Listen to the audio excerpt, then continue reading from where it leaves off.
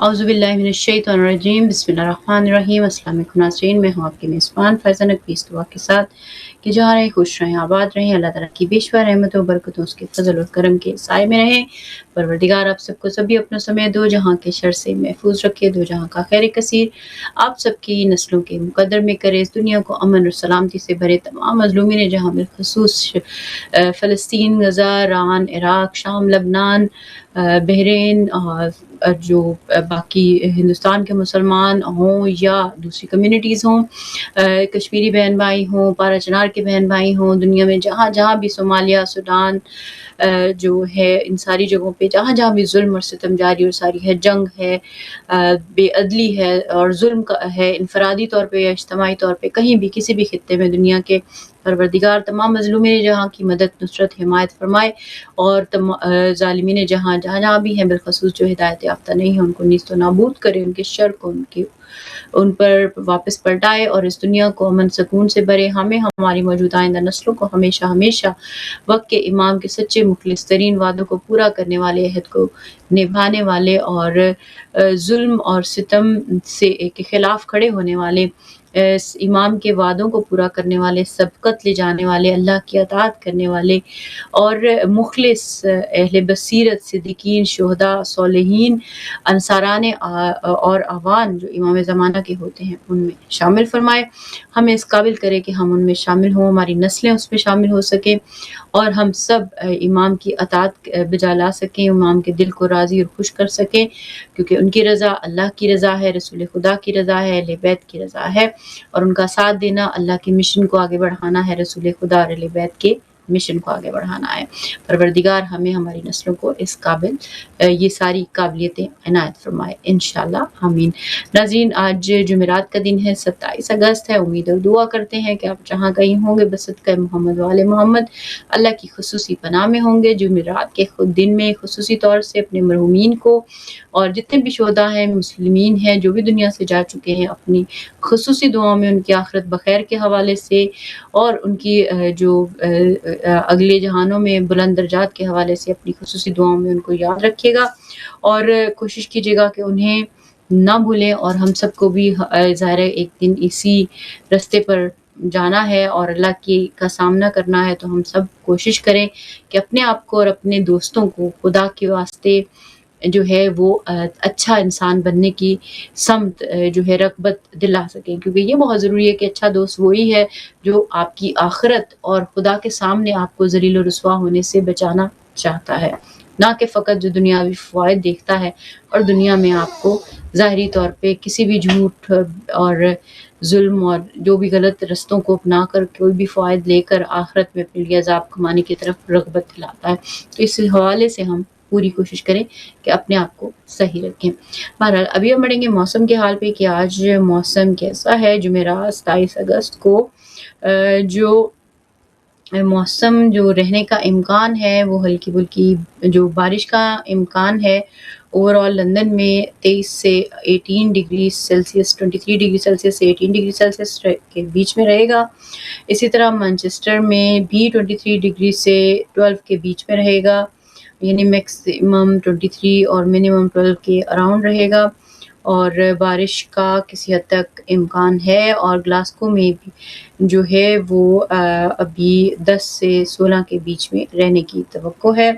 इसी तरह northern Ireland में 11 से 17 डिग्री सेल्सियस रहने की तवक्को है, जबकि इस्लामाबाद पाकिस्तान में जो है वो 30 से 34 डिग्री सेल्सियस रहने की तवक्को है और बारिश का इम्कान है। आप जहाँ रहें अपने गिरदोनवा के मौसमों में जिस तरह के मौसमों का सामना हो, बिलखुसूस बरसात के मौसमों में जब आप कहीं भी हों तो कोशिश करें कि लोहे की चीज़ों को अवॉइड करें, प्लास्टिक के जूते या लकड़ी का जो है वो कुछ ना कुछ अपने पास ज़रूर रखें। बिलखुसूस पाकिस्तान या इस तरह के जो एरियाज़ में जो लोग दुनिया में रहते हैं उसमें बहुत ध्यान की ज़रूरत होती है, क्योंकि हम बहुत सारी अमवात नासमझी और हल्की सी गफलत की वजह से पेश आ जाती हैं।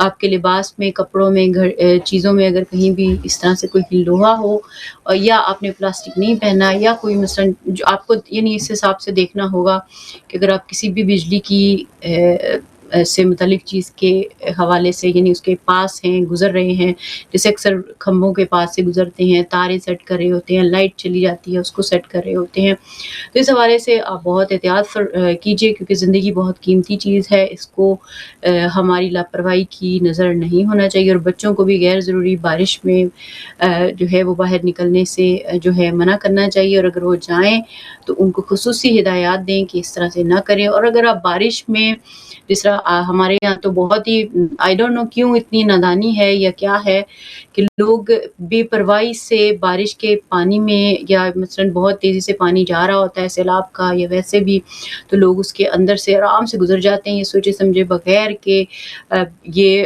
پانی ہے، کوئی مذاق نہیں ہے، اور آپ کہیں بھی آپ کی جو گاڑی ہے وہ ڈوب سکتی ہے، اور اکثر ہم یہ سوشل میڈیا پہ ایسے واقعات ہوتے ہوئے دیکھ رہے ہیں۔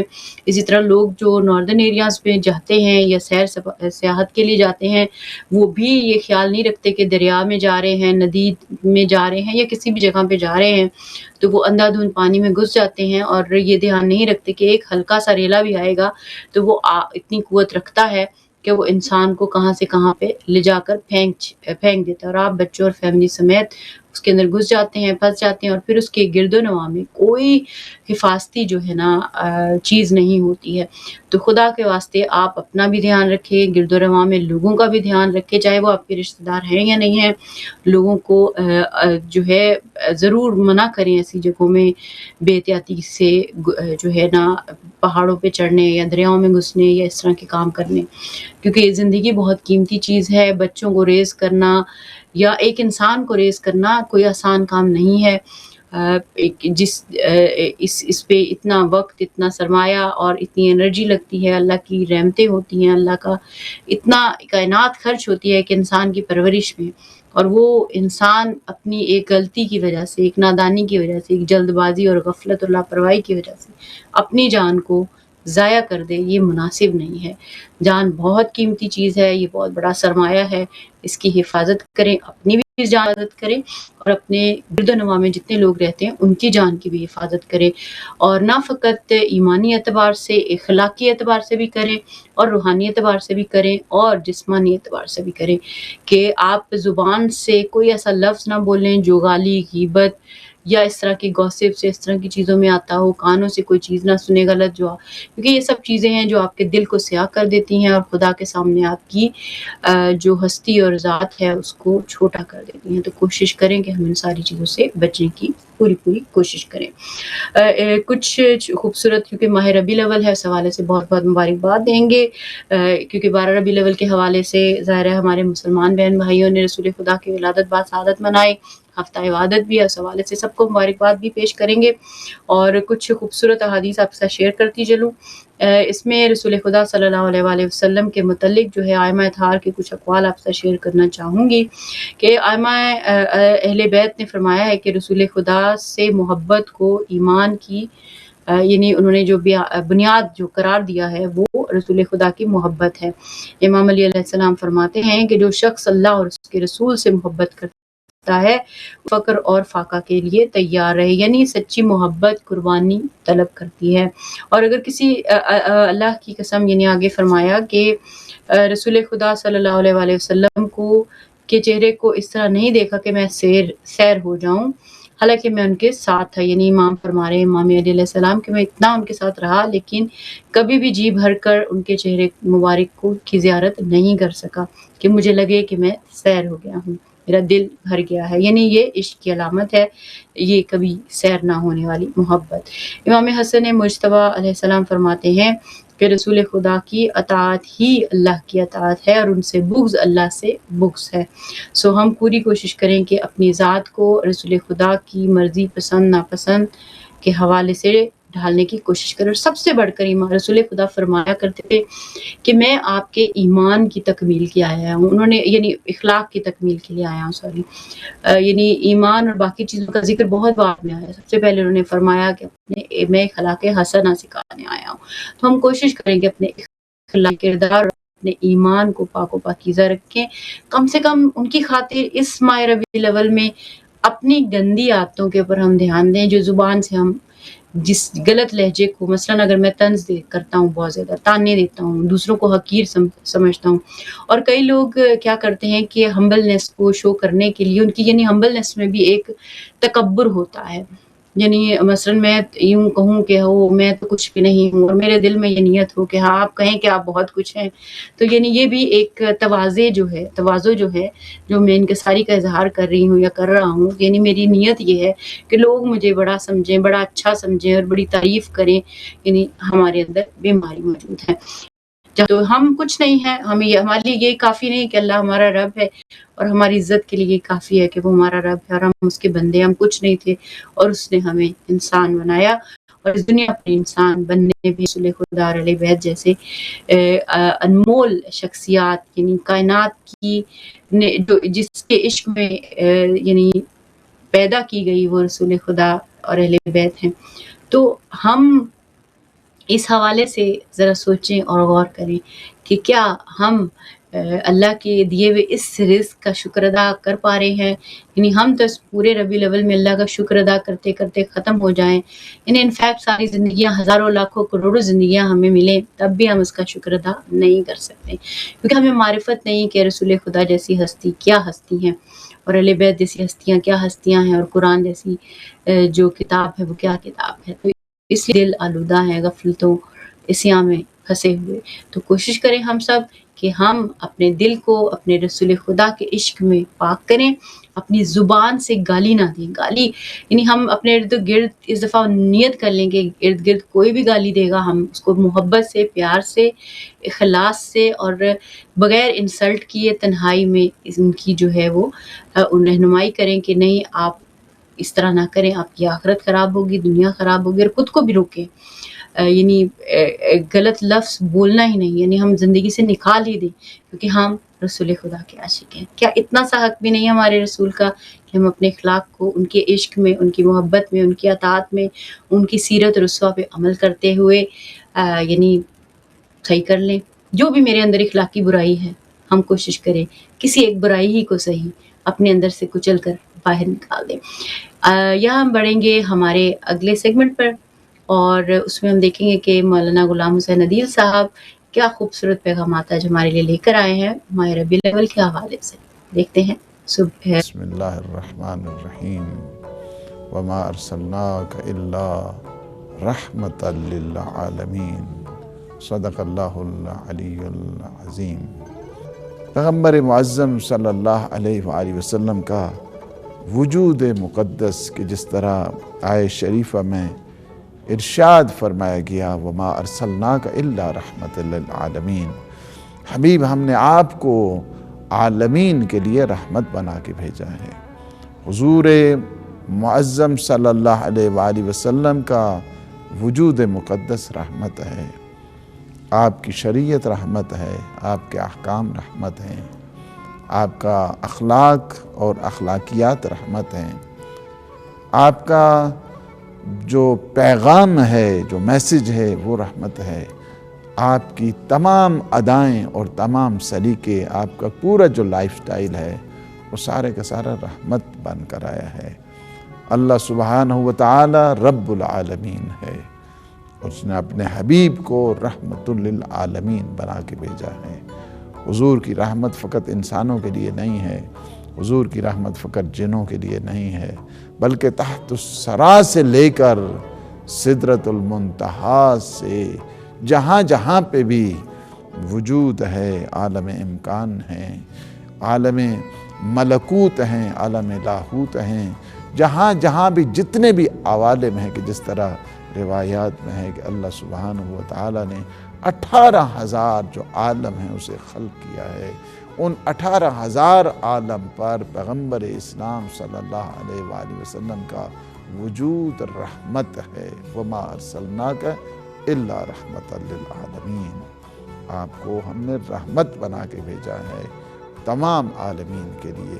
تبلیغ کے صدقے میں اور آپ کے وجود مقدس کے صدقے میں آج یہ ساری اس وقت جو ہے سویلائزیشن ہے، ترقی ہے، دیکھ رہے ہیں، اور اس وقت جو کہا جاتا ہے کہ the most progressive religion in the world، کہ سب سے زیادہ ترقی کرنے والا یہ سب سے زیادہ جو پیش رفت کرنے والا اس وقت مکتب ہے، اسکول آف تھاٹ ہے، ریلیجن ہے، مذہب ہے، وہ اسلام ہے۔ یہ سارا صدقہ ہے پیغمبر اسلام صلی اللہ علیہ وآلہ وسلم کا۔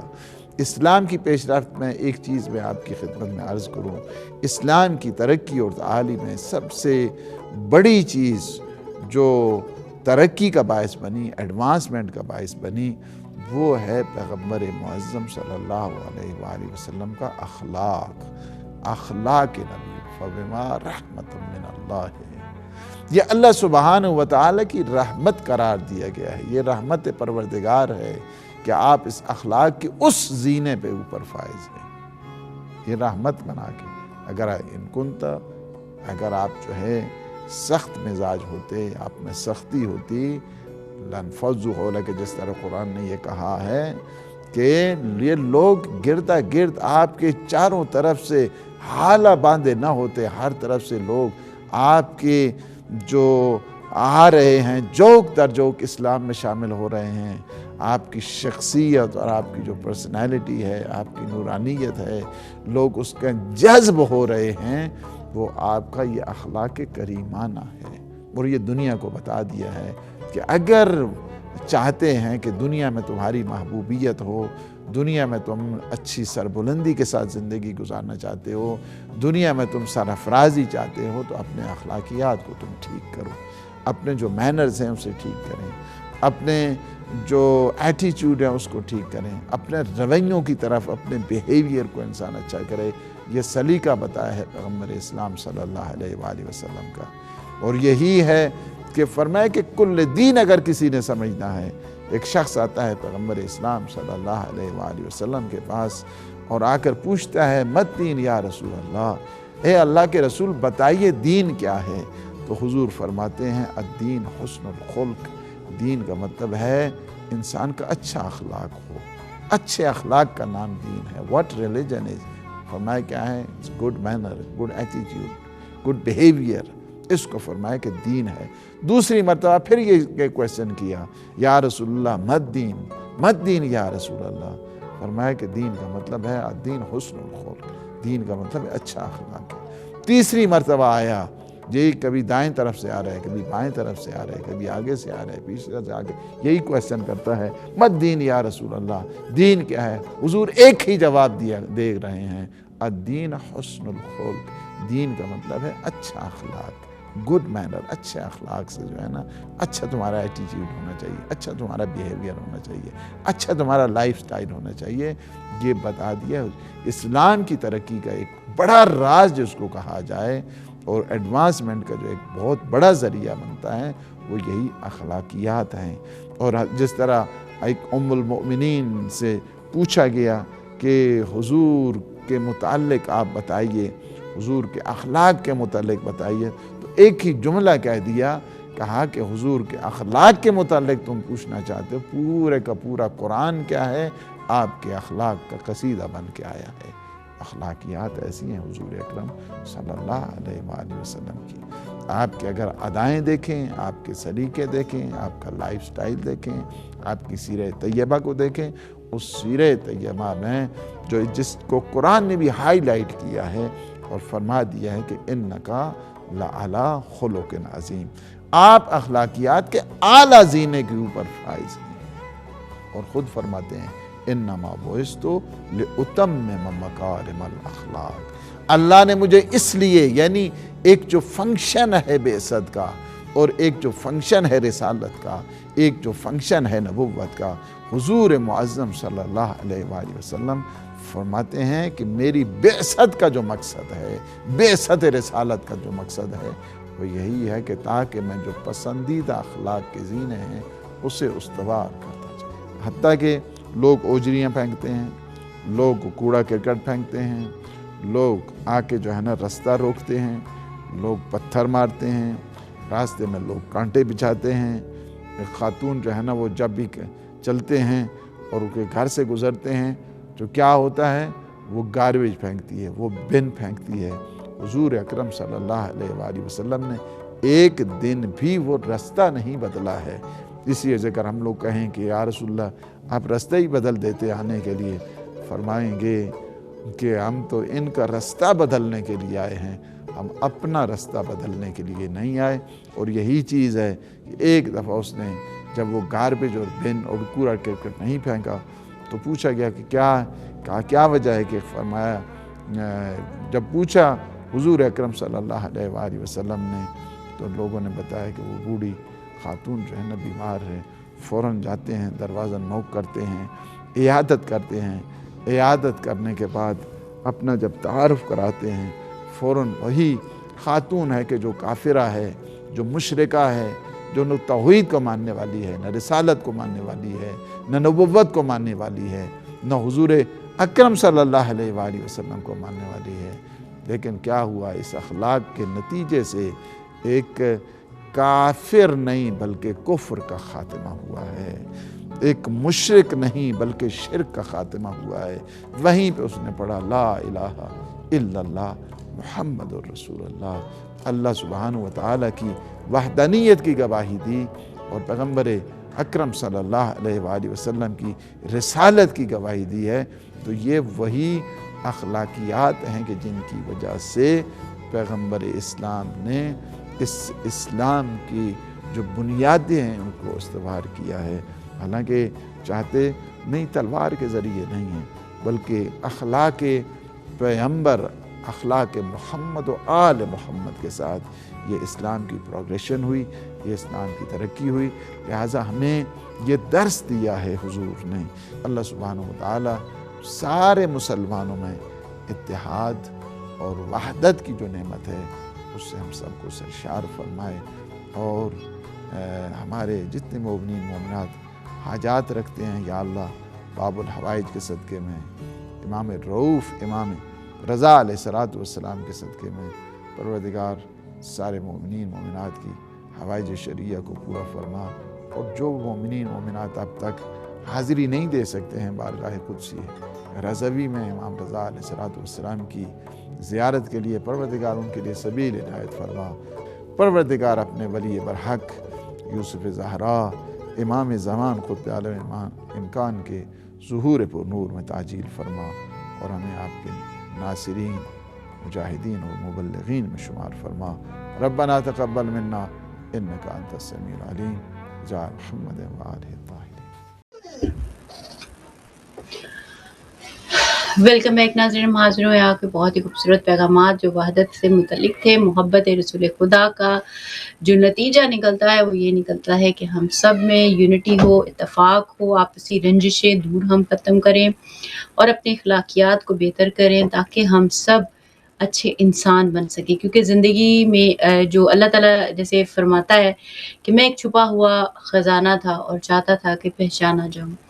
اب اگر اس بات کو ہم غور سے دیکھیں تو سوچنے کی یہ بات، یعنی یوں عمومی طور پہ لوگ یہ سمجھتے ہیں کہ اللہ تعالیٰ یہ چاہتا تھا کہ ہم اس کو پہچانیں، اور مثلاً اس کو پہچان کے شاید نعوذ باللہ کوئی اللہ کو کوئی فائدہ ہونا ہے، یعنی شاید نوئنگلی اور ان نوئنگلی سب کانشیس میں ہمارے کچھ اسی طرح کی فیلنگ ہوتی ہے، جبکہ جو خزانہ ہوتا ہے اس سے اپنے آپ کو پہچانوانے میں کوئی خاص یعنی اس کی چاہت نہیں ہوتی ہے، بلکہ جو اس کو پہچانتا ہے، جو اس کو ڈھونڈتا ہے، یعنی مثلاً اگر ایک عام آدمی ہے آپ، اور آپ کو پتہ چل جائے کہ یہ خزانہ فلاں پہاڑی میں چھپا ہوا ہے اور آپ اس تک پہنچ کر اس کو لا سکتے ہیں، تو اس خزانے کا پتہ چلنا اور اس خزانے تک پہنچ جانا اور اس خزانے کو لے کر استعمال کرنا اور اس سے اپنی زندگی کو بہتر بنانے سے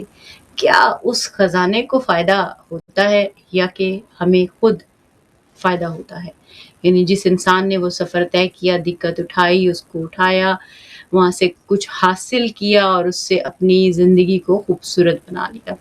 بالکل اسی طرح جب اللہ کی ذات کی بات آتی ہے اور وہ کہتا ہے کہ میں ایک چھپا ہوا خزانہ تھا اور چاہتا تھا کہ پہچانا جاؤں، تو ظاہر ہے جب ہم اس کو پہچاننے کی کوشش میں یہ سفر اختیار کرتے ہیں اور اس کی خوشبو، اس کی مہک کو پاتے ہیں، تو جیسے کوئی عطر والے کے پاس کام کرتا ہو، یعنی جو خوشبوئیں بناتے ہیں، تو وہ چاہے نہ چاہے ان کے پاس سے خوشبو آئے گی، کیونکہ وہاں پہ کام ہی خوشبو بنانے کا ہے۔ تو جب ایسا ہے تو پھر جو انسان اللہ کی ذات کی مہک، اس کے عشق، اس کی نور کو پانا چاہتا ہے، تو وہ بھی اس مہک تک پہنچنے کے لیے جب وہ سفر اختیار کرتا ہے تو اس مہک سے وہ بھی مہک جاتا ہے اور اپنے گرد و نواح کو خوبصورت، خوشبودار اور مہکتا ہوا بنا دیتا ہے، یعنی گلے گلزار بنا دیتا ہے۔ ہمارے ساتھ موجود ہیں آغا سید عارف رضوی صاحب، ہم ان کے بہت ممنون اور مشکور ہیں کہ انہوں نے خصوصی طور پہ ہدایت ٹی وی کے لیے وقت نکالا۔ یہ ہفتہ وحدت بھی ہے۔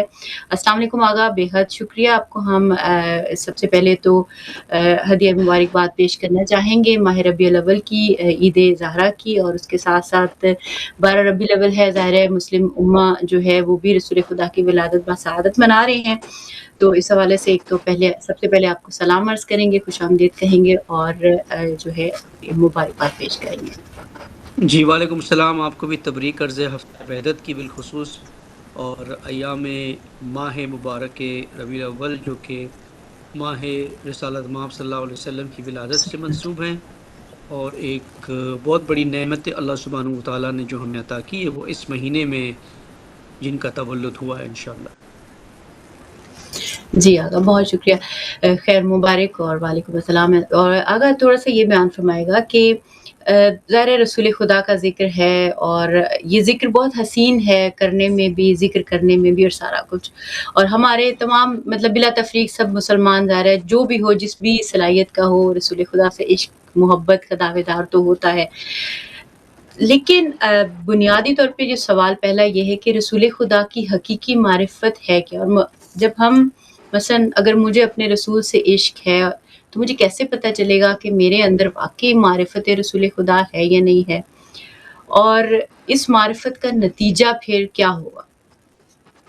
جی، سوال آپ کا بہت بنیادی ہے، اور یہ وہ سوال ہے جو ہر ایک کے ذہن میں اٹھنا چاہیے کہ رسالت مآب صلی اللہ علیہ وسلم کے عاشق رسول تو ہر کوئی ہے، اور ہے بھی، ہر ایک کو محبت ہے رسالت مآب سے، ہر مسلمان کو، بلکہ غیر مسلمانوں میں اتنے ہیں جن کو محبت ہے اس پاک ہستی سے، جس کی اپنی اپنی وجوہات ہے دوسروں کے پاس، تو جو غیر مسلمان ہے، کوئی ان کے اخلاق سے محبت کرتا ہے، کوئی ان کے کردار سے محبت کرتا ہے، کوئی کردار کے کسی پہلو سے محبت کرتا ہے، لیکن در حقیقت معرفت رسول اللہ کیا ہے، یہ سمجھنے کے لیے تھوڑا ہمیں بنیاد میں جانا ہوگا، ایک فلسفی طور سے اس کو دیکھنا ہوگا کہ رسالت مآب خاتم الانبیاء میں سے ہے، یعنی انبیاء کا ختم ہے، انبیاء کی مہر ہے۔ ختم یعنی اردو والا ختم نہیں ہے، عربی والا ختم ہے، یہ یعنی سیل ہے، سٹیمپ ہے۔ سٹیمپ اس چیز پر لگتا ہے جو ڈاکیومنٹ پورا ہو جاتا ہے، آپ اس کو سیل کر دیتے ہیں، یا کسی پیکٹ کو سیل کر دیتے ہیں کہ اب یہ فنش ہو گیا ہے، تکمیل ہو گیا ہے، کمپلیٹ ہو گیا ہے۔ تو وہ کون سی چیز تھی جو رسول اللہ کے آنے کے بعد تکمیل ہوئی، جس کے وہ خاتم الانبیاء میں سے قرار پائے؟ وہ سلسلہ نبوت تھا کہ اللہ سبحانہ وتعالیٰ نے انسان کو پیدا کیا، اور پیدا کر کے انسان کو اپنے حال پہ نہیں چھوڑا، انسان کو ایک مقصد کے لیے پیدا کیا، اور اس مقصد کو حاصل کرنے کے لیے اس دھرتی پر، اس زمین پر بھیجا، اور ساتھ ساتھ انبیاء بھی بھیجے۔ سب سے پہلے بلکہ خلیفہ بھیجا، سب سے پہلے آدم کو نبی بنا کر ہی بھیجا، خلیفۃ الارض بنایا، زمین پہ اپنا نمائندہ بنایا اللہ سبحانہ وتعالیٰ نے، کہ بشریت کے اقدام ہونے سے، کی ابتدا ہونے سے پہلے سب سے پہلا فرد جو ہے وہ نبی ہے۔ یعنی ہدایت کی اتنی اہمیت ہے، وہ یہاں سے ہمیں پتہ چلتی ہے کہ اللہ تعالیٰ کے نزدیک انسان کی ہدایت کتنی اہمیت رکھتی ہے۔ اس کے بعد سلسلہ نبوت اور انبیاء جاری رہا، جس کو قرآن نے اس انبیاء کے ارسال کے آنے کے مقصد کو ایک عنوان سے پیش کیا ہے قرآن میں، هو الذی بعث فی الامیین، کہ ہم نے مبعوث کیا نبی کو۔ یعنی یہ قرآنی موضوع ہے بعثت کا، جس کے لیے اللہ نے سارے انبیاء بھیجے، ایک ہی مقصد کے لیے، بعثت کے مقصد کے لیے۔ بعثت کیا ہے؟ بعثت یعنی ایک منجمد، رکی ہوئی یا کمزور یا حرکت میں نہ ہونے والی کسی بھی اشیاء کو ابھارنا، اسے زندہ کرنا، اسے حرکت میں لانا۔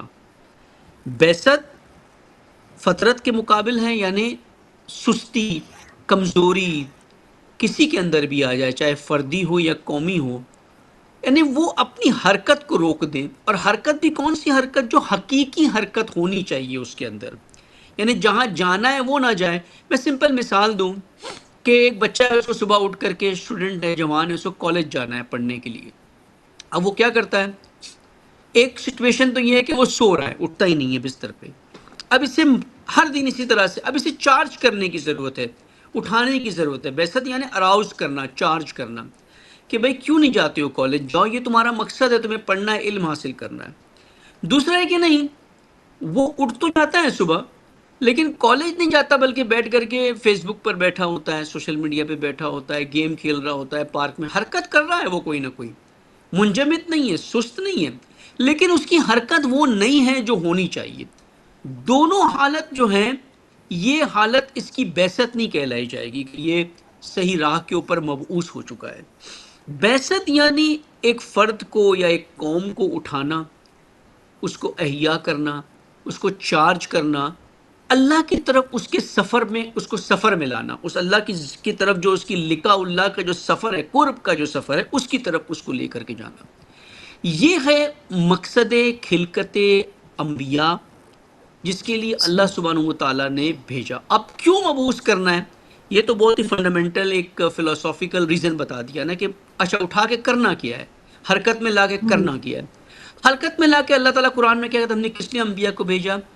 عدل اور قسط کے لیے، یعنی ایک منصفانہ نظام قائم کرنا، سوسائٹی میں عدل و انصاف کو، بیلنس قائم کرنا سوسائٹی کے اندر.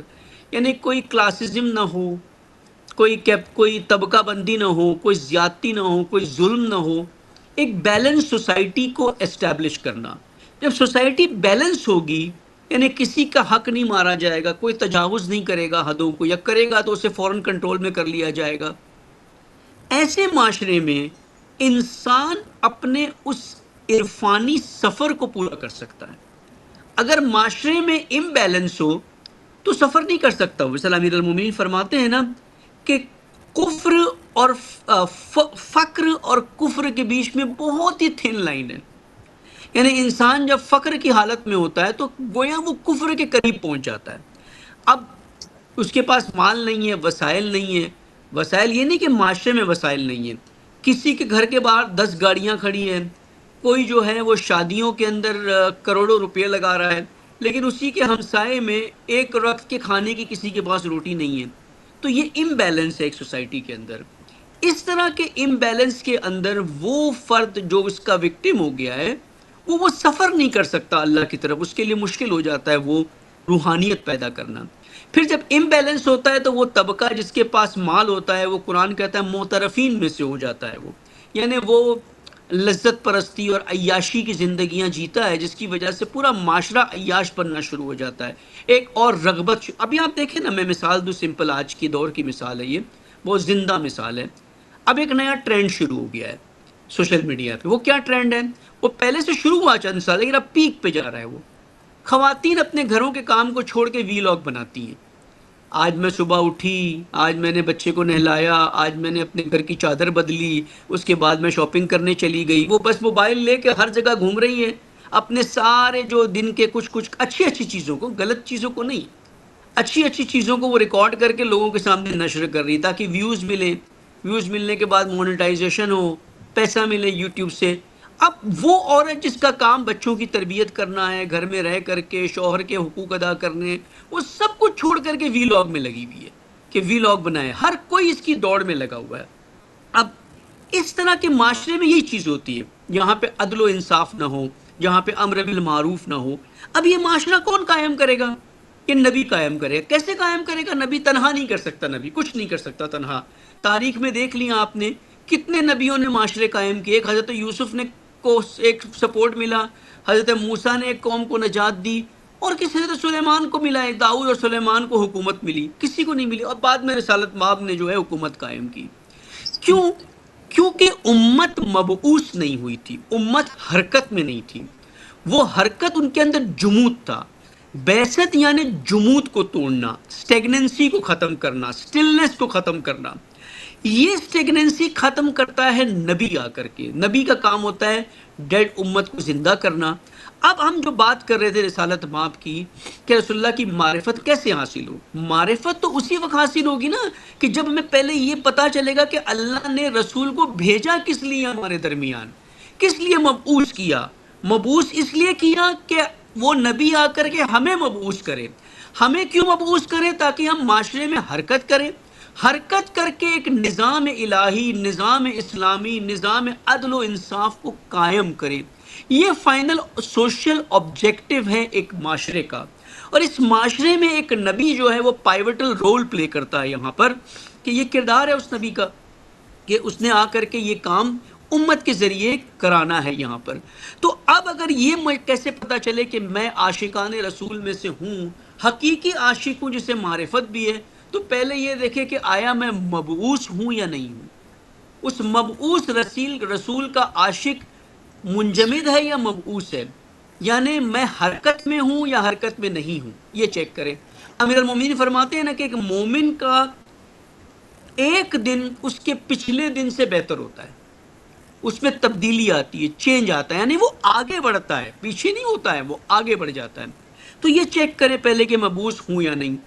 مبعوث ہوں تو وہ جس کام کے لیے مبعوث ہوں اس کے لیے میں کیا کنٹریبیوٹ کر رہا ہوں. یعنی یہ جب ہمیں یہ معرفت حاصل ہو جائے گی تب ہم حقیقتاً رسول اللہ کے معرفت ہمیں کا سفر جو ہے وہ یہاں سے شروع ہوتا ہے. باقی جزیاتی معرفت تو بہت ہے رسول اللہ کی, کہ ان کا مکارم الاخلاق کیا تھا, ان کی روش کیا تھی. یہ جزیات میں جائیں, سیکنڈری میں جائیں, تو یہ ساری معرفت حاصل کرنی ہے. لیکن بنیادی معرفت تو پہلے حاصل ہونا کہ اللہ نے هو الذی بعث فی الامین, کہ کس لیے بھیجا, یتلو علیہم آیاتہم, کہ تلاوت کرے قرآن کی, امت سے تلاوت کرے. تلاوت کا مطلب یہ تو نہیں تھا کہ رسول اللہ نے سب کو بٹھا کے قرآن پڑھانا شروع کر دیا کہ پڑھو قرآن, میں آگے پڑھتا ہوں تم بھی میرے ساتھ میں پڑھو. کوئی یہ تو نہیں کیا. تلاوت کا مطلب تالی آیت, اس کو چسپ کر دینا, بنا گیپ اس کو فالو کرنا, کلوزلی فالو کرنا اللہ کی نشانیوں کو. خود یہ کائنات میں اللہ کی نشانی ہے, رسول اللہ کی ذات خود اللہ کی نشانی ہے, اس کی تالی بن جانا. تال عربی کہتے ہیں نا, تال یعنی پیچھے ہو. جب عربی کو کسی کو کہنا تو چلو تو کہیں گے تال, جیسے ہم اردو میں کہتے ہیں چلو, تال یعنی چلو, پیچھے چلو میرے. تو آیتوں کے پیچھے چلو. آیتیں کس کی ہے؟ اللہ کی آیتیں ہیں. جب اللہ کی آیتوں کے پیچھے چلو گے تو کہاں پہنچو گے آپ؟ اللہ تک پہنچو گے. تو یہ تلاوت ہے. اور تعلیم کرو حکمت کے ساتھ, تعلیم اور حکمت کرو, اور تزکیہ کرو, یعنی اپنی کوتاہیوں کو, اپنی کمیوں کو دور کر کے تربیت حاصل کر لو. تزکیہ ہو جائے تمہارا, پاکیزگی ہو جائے تمہاری, اور تعلیم, علم, انفارمیشن جو تمہارے اطراف ہے اس کو حاصل کرو, تاکہ تم ظلمت سے نکل کے نور کی طرف چلے جاؤ. نور یعنی حق تمہارے اوپر واضح ہو جائے, اور جو کمیاں تمہارے اندر ہے, ظلم یعنی کمی, وہ ساری کمیاں تمہارے اندر سے دور ہو جائے. اس مقصد کے لیے نبی کو بھیجا.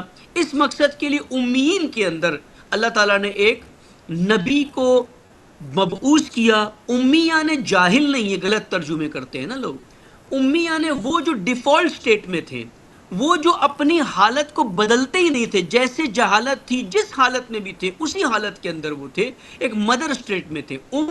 یعنی ماں, مدر سٹیٹ, ڈیفالٹ سٹیٹ, جس حالت میں نکلے تھے ان کے اندر کوئی تبدیلی نہیں ہے, یعنی کوئی حرکت نہیں آئی. ایسا معاشرہ تھا جو منجمد تھا, ایک طبقہ ان کو چلا رہا تھا مشرکین کا, باقی سارے چل رہے تھے, جو وہ چاہتے تھے وہی وہ کام کرتے تھے. منجمد, بالکل ایک اسٹیگننٹ سٹیٹ میں تھے. اس کے اندر سے اللہ نے ایک ایسے نبی کو مبعوث کیا جو اس کو چارج کر دیا, اسے چارج کیا تاکہ وہ ان کے جمود کو توڑے, ان کو اس امیین کی حالت سے باہر نکال کے حرکت کے اندر لے آئے. یہ معرفت ہمیں حقیقتاً حاصل کرنی ہے رسول اللہ صلی اللہ علیہ وسلم کی. جی اگر تھوڑا یہ بیان فرمائے گا کہ ہم اکثر جو گفتگو کرتے ہیں رسول خدا کے جمال کی کرتے ہیں, اور رسول خدا نے یعنی دین تو میرے خیال سے بہتر واضح جس طرح آپ کر سکتے کہ بعثت کا اعلان یا دین کا مثلا اعلان انہوں نے 40 سال کے بعد کیا, لیکن پہلے انہوں نے جو بیان کیا وہ فرمایا کہ میں آپ کے اخلاق کی تعمیر کے لیے آیا ہوں.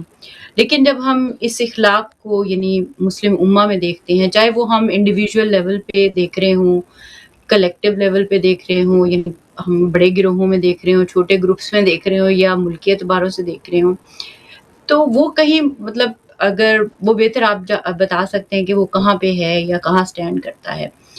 تو یہ کس کی کمزوری ہے؟ یعنی کیا میرے اندر وہ معرفت نہیں ہے کہ مجھے یہ نہیں پتا کہ رسول خدا تو صادق اور امین تھے، اور ان کا اخلاق تو دشمن کے ساتھ بھی اچھا تھا، اور میں اپنے بہن بھائی کے ساتھ اتنا برا کر رہا ہوں، ان کا حق بھی کھا رہا ہوں، ان کو تانے بھی دے رہا ہوں، ان کو گالیاں بھی دے رہا ہوں، اٹھتے بیٹھتے گلی محلوں میں میری زبان سے گالیاں اور بد زبانیاں اور اس طرح کی چیزیں نکلتی ہیں، اور میں جہاں جاتا ہوں جس کا دل چاہتا ہے حق بھی مار لیتا ہوں، اور پھر خود کو رسول خدا کا عاشق بھی کہتا ہوں، نعتیں بھی پڑھتا ہوں، سارا کچھ کرتا ہوں. پہلی چیز تو یہ کہ جمال رسول خدا اٹ سیلف ایک ان ایسنس چیز کیا ہے، اور اس جمال جی سے بصیرت مجھے کیا لینا ہے؟ خوب. اب یہ جو اصطلاحات ہے نا جمال، یہ اکثر کو نہیں پتا ہوتا ہے کہ کیا ہے، کیونکہ وہ صحیح منابوں سے دین تو لیتے نہیں نا. ہمارا دین جو ہے وہ سنا سنایا دین ہے. اب جمال کے اوپر نعتیں پڑھی جاتی ہیں، جمال رسول اللہ کے اوپر شاعریاں ہوتی، سب کچھ ہوتا ہے، لیکن کوئی جو ہے وہ نہیں سمجھ. جمال جو ہے وہ کمال کے ساتھ چلتا ہے. جمال یعنی کمال کا پریکٹیکلی ظاہر ہونا، اس کو جمال کہتے ہیں.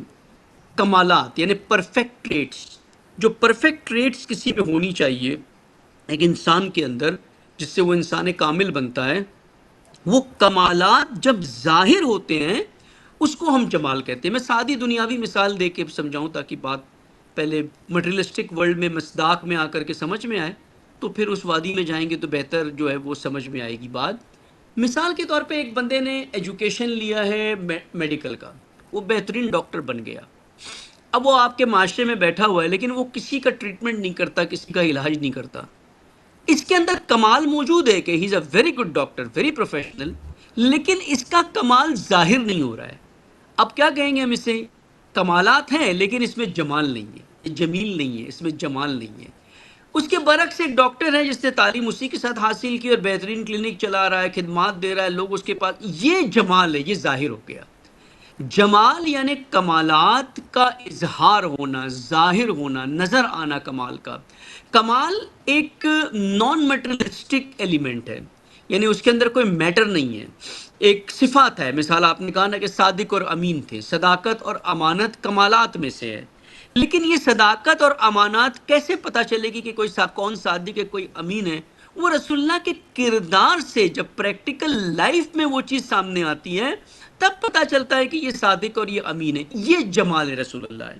جمال رسول اللہ یا جمال انسانی یا جمال اولیاء جو بھی ہے، جمال یعنی کمال کا مینیفیسٹیشن، پرفیکٹ ٹریٹس کا مینیفیسٹیشن، وہ ظاہر ہو. یعنی خود جناب زینب سلام اللہ علیہ کا کلام ہے نا کربلا میں کہ بھئی جب پوچھا ابن زیاد نے تم نے کربلا میں کیسا پایا، وہ کٹی ہوئی لاشوں میں تم نے کیا پایا؟ کہا کہ مارا ہی تھا، میں نے اتنا جمال کبھی خدا کا نہیں دیکھا جو وہاں پر دیکھا. یعنی خدا کا حسن مجھے، جمال جو ہے وہ پرفیکشن، جو ٹریٹس ہیں کہ جو اللہ کی راہ میں نکل پڑتا ہے، اس کے ساتھ یہ ہوتا ہے کہ ساری دنیا اس کے پیچھے لگ جاتی ہے پھر بھی وہ جھکتا نہیں ہے. یہ جمال ہے اللہ تعالیٰ کا جو مجھے وہاں پہ نظر آئی، یہ خوبصورتی نظر آئی ہے. اس کو ہم خوبصورتی کہتے ہیں، خوبصورتی حسن ہے. یعنی کیونکہ جمال خود ایک، جب کسی بھی چیز کا جمال کمال ظاہر ہوتا ہے تو خود اس کے اندر حسن اپنے آپ آ جاتا ہے، بائی ڈیفالٹ اس کے ساتھ حسن ہوتا ہے. یعنی وہ چیز اچھی لگتی ہے آپ کو، ہر ایک کو اچھی لگتی ہے ان جنرل. جو بدکار ہوتا ہے، فاسد ہوتا ہے، اس کو نہیں اچھی لگتی ہے. لیکن ایک عام انسان کو کمالات پسند ہے، ہر انسان کمالات کو پسند کرتا ہے. اس کی فطرت مغلوب ہو جائے، ڈیڈ ہو جائے، وہ اور چیز ہے. جس طرح سے بدبو جو ہے کسی کو پسند نہیں ہے، ماں سوائے ان کے جو سارا دن بدبو میں رہتے ہیں، کوڑا کرکٹ اٹھاتے ہیں، وہ عادی بن جاتے ہیں اس کے. لیکن خوشبو ہر ایک کو پسند ہے. اسی طرح سے کمالات جو ہے الہی کمالات ہیں وہ ہر ایک، مثال کس کو صداقت پسند نہیں ہے، کس کو امانت پسند نہیں ہے، کس کو عدالت پسند نہیں ہے، کس کو اچھی صحبت پسند نہیں ہے. جب یہ چیزیں ظاہر ہوتی ہے جمال کے طور پہ نظر آتی ہے سامنے تو یہ پسند آتی ہے ہر ایک کو، تو اس میں خود بخود حسن نظر آتا ہے، حسین لگتی ہے، زیبا لگتی ہے. اس لیے جمال کو بعض اوقات ہم کہتے ہیں کہ جمیل یعنی حسین. حسین اس کی ایک ایٹریبیوٹ ہے، اس کا ایک سمجھے پری ریکویزٹ ہے، لوازمات میں سے، کہ جب کسی چیز کے اندر جمال آئے گا، کمال سے جمال نظر آئے گا تو حسن ساتھ ساتھ آتا ہے اس کے. وہ حسین خود بخود زیبا خود بخود لگتی ہے یہاں پہ. تو یہ جمال ہے. ابھی آپ کا سوال تھا کہ سوری میں بھول گیا کہ کیوں ہم ہمیں اس سے کیا کیا سوال لینا تھا؟ ہے، اور بالکل کہ جمال رسول خدا اٹ سیلف کیا چیز ہے اور ہمیں کیا لینا ہے، جیسے کہ آپ نے بیان کیا کمال کا اظہار ہے جمال، تو اب اس کمال کو دیکھتے ہوئے یعنی بطور عاشق رسول خدا ایک ایگزیکٹ، ہاں عاشق ہاں کے ہو، رسول خدا کو کیا لینا یہ کیا لینا ہے ہم نے؟ بہت سمپل اس کی فلسفی ہے کہ جب انسان کمال کو دیکھتا ہے ظاہر ہوتے ہوئے، دنیا میں دیکھ لیں آپ، تو آپ کو کیا لگتا ہے وہاں پہ کہ کاش یہ میرے پاس بھی ہوتا؟ یعنی ایک رغبت پیدا ہونا شروع ہو جاتی ہے اس کمال کی طرف، یعنی ایکویزیشن، مجھے بھی اس کو ایکوائر کرنا ہے۔ پہلے اس رغبت تک پہنچنے کے بھی کچھ سٹیپس ہوتے ہیں، یعنی آپ کو پہلے کمال کی معرفت ہونی چاہیے۔ آپ جمال کو اپریشیٹ کب کرو گے؟ تب آپ کو کمال کی معرفت ہوگی۔ آپ کو معرفت ہے، آگاہی ہے، اب آپ کے اندر اشتیاق پیدا ہوگا اس چیز کا، ایک ہلکا سا شوق پیدا ہوگا۔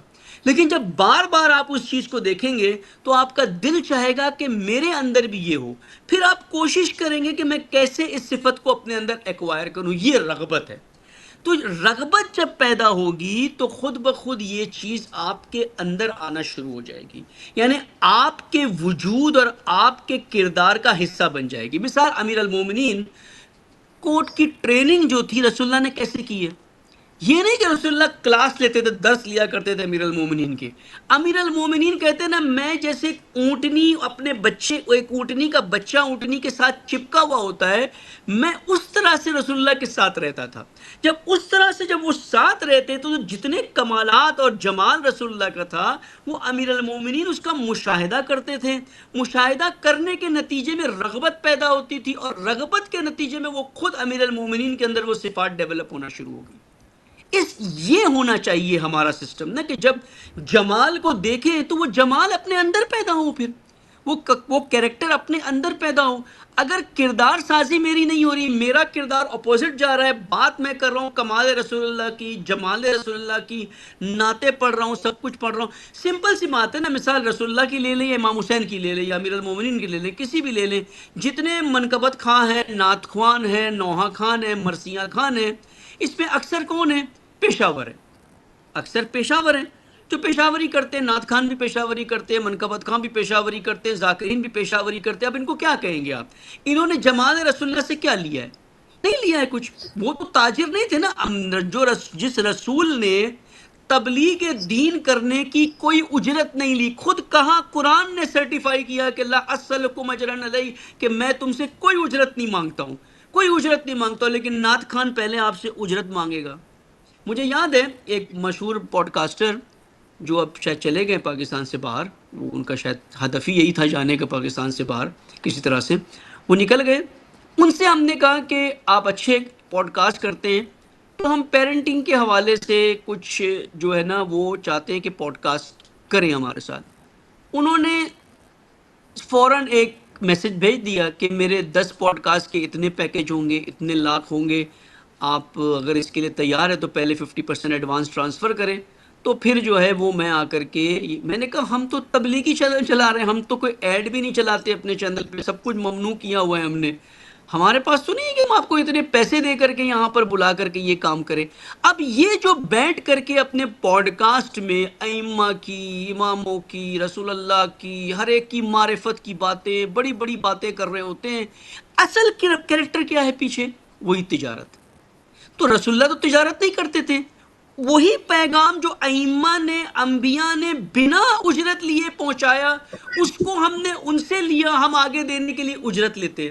تو یہ تو ٹوٹل کانٹراڈکشن ہو گیا، بلکہ خیانت ہے۔ اجرت یہ کانٹراڈکشن بھی نہیں ہے، خیانت ہے کہ سورس آف علم فری ہوں، جہاں سے آپ کو مل رہا ہے آپ اس کو لے کر کے بیچیں۔ یہ اسی طرح سے آپ کسی مجلس میں جائیں، آپ کو تبرک ملے، پورا خاندان آپ کا بڑا ہو، 15-20 افراد تبرک کو لیں، پھر جا کر کے سڑک پہ ایک ریڑھی لگا کر کے بیٹھ جا کر وہ کباب نان بیچنا شروع کر دیں آپ وہاں پہ۔ یہ تاجران وہی کام کرتے ہیں۔ ان کا کیریکٹر دیکھیں، یہ کیریکٹر ہے ان کا، اور رسول اللہ کا کردار کیا تھا؟ تو یہ تو ان کے اندر نہیں آیا نا۔ یہ کنٹراڈکشن اسی لیے کہ معرفت نہیں ہے، کسی نے بتایا نہیں ان کو کیا کرنا ہے کیا نہیں کرنا۔ یہ اہم باب ہے ہمارا کہ ہمیں یہ معرفت حاصل کرنی ہے۔ اچھا سوال ہے آپ کا کہ جمال رسول اللہ سے ہم نے کیا معنی لیا ہوا ہے؟ کہ صرف رسول اللہ کی زلفیں بہت اچھی تھیں، یہ پڑھتے نعت خان نا کہ جمال رسول اللہ میں کملی اچھی تھی، زلفیں اچھی تھی، یہ ساری چیزیں بیان کرتی ہے، تو جمال نہیں ہے۔ جمال تو وہ کمالات ہیں جو آپ کے اندر منتقل ہونے چاہیے، ٹرانسفر ہونے چاہیے، آپ کے وجود کا حصہ بننا چاہیے وہ. اگر وہ نہیں بن سکے تو پھر آپ موحد تو ہیں لیکن شیعہ رسول اللہ نہیں ہے، پیروان رسول اللہ نہیں ہے، تاثیر رسول اللہ نہیں ہے. پھر یہ آپ کا رشتہ رسول اللہ سے نہیں جڑا، یہ ونڈو شاپنگ والا رشتہ ہے کہ آپ نکلتے ہیں باہر سپر مارکیٹ میں، ہائپر مارکیٹ میں، شیشے میں سے دیکھ لیں اچھی اچھی جویلریز رکھی ہوئی ہے لیکن آپ اسے خرید نہیں سکتے، نہ خریدنا چاہتے ہیں. آپ جو بھی ہے وہ بالکل. پسند تو بہت آ رہی ہے آپ کو، وہ چیز اچھی لگتی ہے، اس کی ہر چیز اچھی لگتی ہے، اس کی ڈیزائن اچھی لگ رہی ہے، اس کا میٹل اچھا لگ رہا ہے، ہر چیز آپ کو بے انتہا پسند ہے، لیکن آپ کے پاس نہیں ہے، وہ آپ کے اختیار میں نہیں ہے، آپ کے وجود میں نہیں آئی ہے وہ. یہ ان چیزوں کے تو ٹھیک ہے جہاں افورڈ نہیں کر سکتے، لیکن یہاں تو آپ افورڈ کر سکتے ہیں نا، مفت میں ہے یہ ساری چیزیں. یہ تو آپ کے کردار کے بالکل. اندر آ سکتی ہے نا. یہ بہت ضروری ہے یہاں پہ، یہ چیز ہونی چاہیے، تب جا کر کے یہ مسئلہ جو ہے وہ حل ہوگا. جی اچھا، اگر اس میں ایک جو چیز ہے، جب ہم دیکھتے ہیں رسول خدا کی بات کریں، اہل بیت کی بات کریں، دین کی بات کریں یا حتی عزاداری، سب چیزیں جب ہم کلیکٹیولی دیکھتے ہیں تو ان سب کا جو ایک عمومی مقصد نظر آتا ہے وہ یہ ہے کہ انسان بن جائے، اور جس طرح آپ نے بیان بھی فرمایا کہ ان کمالات کو اظہار کرے جو عدل اور انصاف سے جڑے ہوئے ہیں، جو اخلاقیات سے جڑے ہوئے ہیں، جو اس کردار سے جڑے ہوئے ہیں جو نہیں کہنا جانتا ہے ظالم کے خلاف یا غلط کے خلاف، چاہے وہ اپنے اندر کا ہو یا باہر کا ہو. اب اس ساری سچویشن میں آج کے دور میں اگر ہم بات کریں، ایک تو وحدت کا بھی تھوڑا سا پوائنٹ ہے کہ جو جی وحدت ہمارے بیچ میں ہونی چاہیے، کیسے ہونی چاہیے، کیا ہونی چاہیے. اس سب میں جو اس سے بھی پیچھے جو ہمارے علماء کا کردار ہے، اور اس علماء سے پہلے جو آپ کا جو حوزہ علمیہ ہوتا ہے، جو وہاں سے جو علماء آتے ہیں ہمیں کہیں سے بھی، یعنی دنیا میں جہاں جہاں بھی ہمارے حوزہ جات ہیں ان حوالوں سے، اس میں کیا، یعنی کیا وہ اپنا رول واقعی اتنا پرفارم کر رہے ہیں کہ ہم وہ مربی ایجاد کر پا رہے ہیں جو انسان ساز ہوں، اور ہم سب رسول خدا کے اسوا کی خوشبو کو یعنی زبان کی حد تک نہ لیں بلکہ واقع اپنے کیریکٹر سے اظہار کر پائیں. شاید میں اپنی بات سمجھا سکیں، نہیں معلوم نہیں، جی لیکن یعنی یہ آپ تھوڑا سا اس بارے میں ہماری رہنمائی دیکھیں، یہ فرمائے گا. کردار سازی میں یقیناً کہ علماء کا کردار ہے، اور علماء کو علماء بنانے میں حوزے کا کردار ہوتا ہے جہاں سے وہ حاصل کرتے ہیں اپنی تعلیمات. اب مثلا علامہ طباطبائی مرحوم رحمۃ اللہ علیہ خود اپنی تفسیر میزان جلد ششم میں میرے خیال سے اس میں لکھتے ہیں نا کہ یہ بہت بڑا المیہ ہے، ٹریجڈی لکھی ہے انہوں نے حوزے کی، کہ ہمارے حوزے میں ایک طالب علم جب آتا ہے وہ بنا قرآن کو پڑھے، تفسیر تو دور کی بات ہے، بنا قرآن کو پڑھے معمم علامہ حجت الاسلام آیت اللہ بھی بن سکتا ہے بنا قرآن کو کھولے ہوئے. یعنی یہ خود صاحب میزان کے جملے، کسی عالم کی بات، آرڈینری عالم کی بات جس نے خود قرآن کی تفسیر کی ہے. کیسے پہنچے وہ اس نتیجے کے اوپر؟ کیونکہ انہوں نے جو تعلیمات دیکھی حوزے کے اندر، وہ تعلیمات قرآن کی نص، قرآن کی روح کے ساتھ سازگار ہی نہیں ہے، وہ ہے ہی نہیں قرآنی تعلیمات. قرآن ایک آئین ہے، قرآن ایک سوشل گائیڈنس کی کتاب ہے، ایک اجتماعی ہدایت کرتا ہے، قرآن ایک سسٹم کو پریزنٹ کرتا ہے لائف کے، سوسائٹی کے. اب آپ دیکھیں امام خمینی کے انقلاب سے پہلے آپ کو کہاں نظام نظر آتا ہے شیعوں کے اندر؟ کہیں نظام نہیں آپ کو نظر آتا. کیوں نظر نہیں آتا؟ کیونکہ ہدایت اجتماعی نہیں ہے، سوشل گائیڈنس نہیں ہے، ہم نے لی نہیں ہے. کہاں سے ملنی تھی سوشل گائیڈنس؟ وہ ملنی تھی قرآن سے. اور اسی قرآن کے اندر انبیاء کے قصاص موجود ہے، انبیاء کے واقعات موجود ہیں، انبیاء کے قیام موجود ہے، انبیاء کے جہاد موجود ہے. تو اگر قرآن کی طرف آتے تو انبیاء کے کردار پتہ چلتے ہیں، پھر وہی کردار علماء بھی اپنے اندر لاتے ہیں، پھر اپنے طالب علموں کے اندر بھی ڈالتے ہیں وہی کردار، تب جا کر کے کردار سازی ہوتی. یہ تو خدا رحم کرے امام خمینی رحمۃ اللہ کے اوپر کہ امام خمینی نے جو انقلاب لایا اس کے بعد لوگوں کا پرسیپشن چینج ہوا کہ دین صرف چند عبادتوں کا نام نہیں ہے، دین صرف چند رسوماتوں کا نام نہیں ہے، اور حوزے میں بھی دین صرف کلام کی بحث کرنا کہ خدا کے صفات کتنی ہیں، خدا ہی ہے، خدا کیا ہے، بس اسی کلامی گفتگو میں لگنا کہ جبر کیا ہے اور اختیار کیا ہے، اسی کلام کی گفتگو میں لگ کر پریکٹیکلی کہیں پر بھی اپلائی نہیں کرے ریلیجس کانسیپٹس کو، تو یہ حال کو جو چینج لایا ہے وہ امام خمینی چینج لے کر کے آئے، لیکن وہ بھی وقت لگ رہا ہے، ابھی تک کہ مکمل چینج اس طرح سے نہیں آیا حوزے میں. خود مقام حوزے میں شہید رہبر کے بھی یہ شکوہ تھی کہ یہ کردار سازی نہیں ہو پائی ہے. اب اس دور میں مقام معظم رہبر کی شہادت کے بعد، شہید رہبر کے بعد ایک اور بڑا تحول ایجاد ہوا ہے کہ علماء کو بات سمجھ میں آئی ہے کہ حقیقی دین یہی ہے، یہ دین جس کی ہم پیروی کرتے ہیں یہ صحیح دین نہیں ہے جس کی طرف فالو کرتے ہیں، یہ حقیقی دین ہے، یہ راستہ جو اس رہبر کا تھا یہی حقیقی دین کا راستہ تھا. جب تک اس کی طرف نہیں آئیں گے ہم کیسے کیریکٹر ڈیولپمنٹ کریں گے؟ پھر وہ جو آؤٹ پٹ نکلتا ہے وہ ہمارے سامنے ہے کہ اس وقت اکا دکا عالم علماء آپ کو ملتے ہیں جو نکل کر آتے ہیں باہر اور آ کر کے اپنی ملتوں کے اندر اسی راستے کی ہدایت کرتے ہیں، اسی دین کو سکھاتے ہیں جن سے ہم جیسے لوگ اللہ کے پتہ نہیں کون سی کوئی نیکی کی ہوتی کبھی زندگی میں کہ خدا ایسے علماء سے ہمیں منسوب کر دیتا ہے، کنیکٹ کر دیتا ہے کہ ہمیں بھی وہاں سے وہ ہدایت ملنا شروع ہو جاتی ہے. تو یہ بھی ایک اللہ کا لطف اور توفیق ہوتی ہے جو اللہ سبحانہ و تعالیٰ بعض اوقات کسی ایک عمل کی وجہ سے انسان پہ کر دیتا ہے اور پھر وہ اس توفیق کو اگر استعمال کر لے تو اس کی ہدایت. ورنہ تو اگر آپ دیکھیں میں مسلسل جا رہا تھا کسی ایک امام بارگاہ میں مجلس میں، مجھے تعجب ہوتا تھا کہ یہ علماء آ کر کے کیا بات کر رہے ہیں اس وقت. یعنی میں سمپل، ابھی آپ نے ابتدا میں مجھے کہا نا کہ عید زہرا مبارک ہو، مثال 2 مہینہ 8 دن آپ حسین حسین کرتے ہیں، امام حسین کا نام لیتے ہیں، 2 مہینہ 8 دن 68 ڈیز آپ نے حسین حسین کیا، 69 ڈے پر آ کر کے آپ کہتے ہو الوداع یا حسین آپ جائیں اگلے برس ہم رہیں تو غم ہے ورنہ سلام آنکھیں. تو یہ کیا آپ نے کیا 68 دن میں؟ آپ کو امام حسین نہیں سمجھ میں آئے؟ جو ابھی جشن منا رہے ہو آپ، کس بات کا جشن منا رہے ہیں آپ؟ کربلا ختم ہو، امام حسین کے قاتل مارا گیا، تو یہ ٹرمپ کون ہے پھر؟ یہ نتنیاہو کون ہے پھر؟ یہ قاتلان امام حسین میں سے نہیں ہے. اگر آج امام زمانہ یہاں موجود ہو تو امام زمانہ کیا جشن منائیں گے اس بات کا کہ عمر ابن سعد مارا گیا، ابن زیاد مارا گیا، یا امام زمانہ کو یہ رنج ہوگا کہ یہ ملعون کیوں زندہ ہے؟ تو یہ ہمارے پتہ چلتا نا یہاں سے ہمیں کہ کتنا دور ہیں ہم کربلا سے، کتنا فاصلہ ہے. ہم جب امام حسین سے دور ہے تو پھر رسول اللہ سے بھی دور ہے. اب بات وحدت کی کریں، مثال وحدت کی یاد ہم منا دیتے ہیں ایک ہفتہ ہے وحدت. بھئی وحدت ایک پولیٹیکل عمل نہیں ہے، وحدت دین کی آئیڈیالوجی ہے، آئیڈیالوجی آف اسلام میں وحدت. لا تفرقو، وحدت لا تفرق کے مقابلے میں کہ تفرقہ نہ کرو، آرڈر ہے. لا تفرقو از آرڈر آف قرآن، حکم ہے، واجب ہے تفرقہ نہ کرنا، آپشنل نہیں ہے کہ اچھی بات ہے تفرقہ نہ کرو. تفرقہ نہ کرنا واجب ہے تو وحدت بھی تو واجب ہو گئی ہے نا، ایک ہونا واجب ہے. امت واحدہ بننا، وَلْتَكُن مِّنْكُمْ أُمَّةً يَدْعُونَ عَلَى الْخَيْرِ، امت بنو، امت واحدہ بنو. یہ وجوب میں سے، واجبات میں سے، یہ آئیڈیالوجی ہے ہماری وحدت. یعنی اگر دشمن نہ بھی ہو، مان لے کہ کوئی دشمن نہیں ہے آپ کا، کوئی امریکہ نہیں ہے، کوئی اسرائیل نہیں ہے، کوئی نہیں ہے، سب فنار ہو گئے، تب بھی وحدت واجب ہے. تب بھی یہ نہیں کہ آپ اپنی سنی مسجد میں بیٹھے، شیعہ مسجد میں بیٹھے، اس کے کوئی کنسرن نہیں ہے، ہم سے کوئی کنسرن نہیں ہے. وہ 12 ربیع الاول کو جشن منائیں، ہم 17 ربیع الاول کو جشن منائیں، کوئی فرق نہیں پڑتا.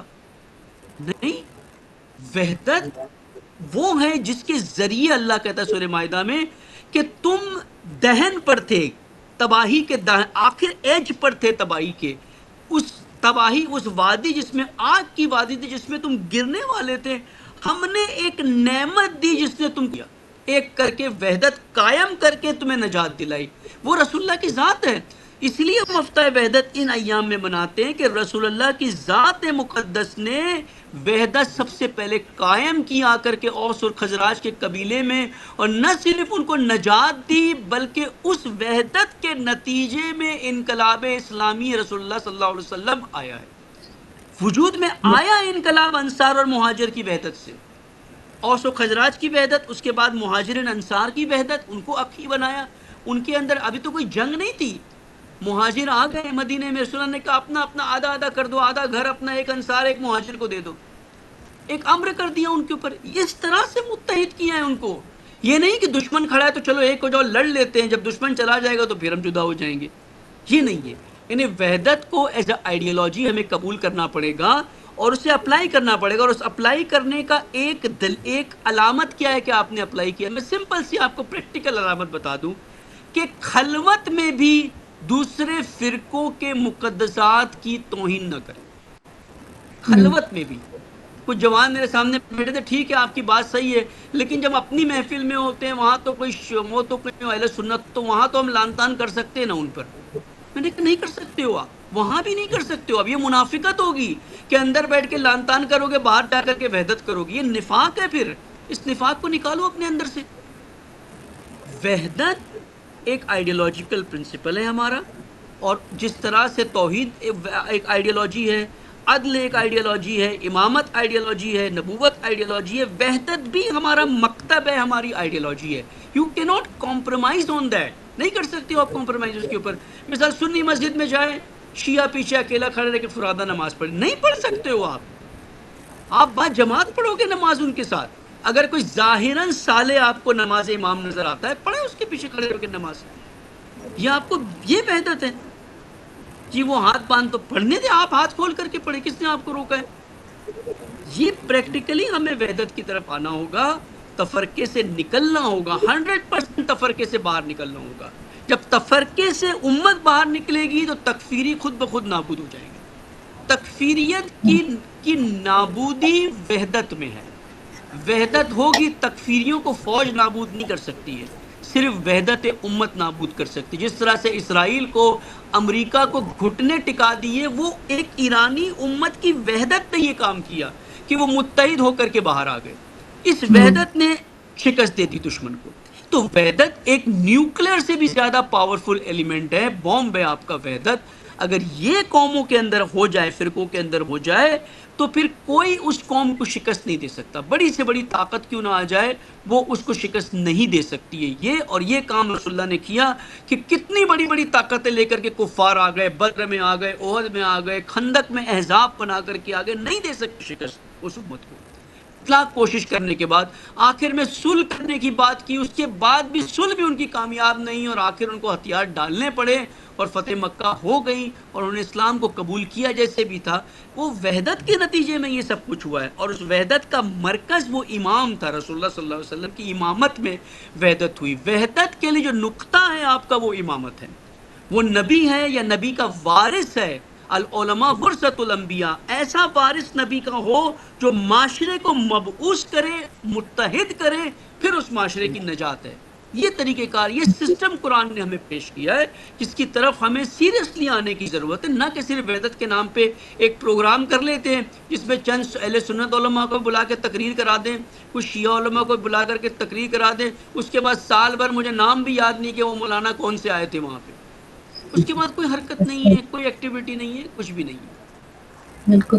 اچھا، اس میں تھوڑا سا آگے یہ بیان فرمائے گا کہ جو علماء کو وارث انبیاء بھی کہا جاتا ہے، تو علماء میں اور مربی میں کیا فرق ہے، اور اس وحدت کے حوالے سے جو ان کا کردار ہے، کیا جس طرح اس وقت جو دنیا کے حالات میں ہم دیکھ رہے ہیں کہ جو سب فلسطین میں ہو رہا ہے، جو لبنان میں ہو رہا ہے، جو ایران میں ہو رہا ہے، اور ایون اگر ہم دوسرے جگہوں پہ بھی دیکھیں، جیسے کہ ہم دیکھیں سوڈان میں، صومالیہ میں، دیگر جگہوں پہ جہاں مظلومین ہیں، چاہے وہ کشمیر ہے، ہندوستان کے مسلمان ہیں، اور بھی جہاں بھی انسانیت کسی بھی حوالے سے ظلم کا سامنا کر رہی ہے، تو کیا رسول خدا، یعنی اگر ہم، کیونکہ ظاہر ہے یہ جب ہم ولادت کا دن مناتے ہیں یا یہ دن مناتے ہیں، تو یہ سوال کیا رسول خدا ہم سے نہیں کریں گے کہ یعنی اس ٹائم اور اس ایج میں، اس زمانے میں آپ سب لوگ یہاں موجود تھے اور یہاں پہ یہ سب ہو رہا تھا، اس میں یعنی کیا کردار ہمارا بنتا تھا، اور وہ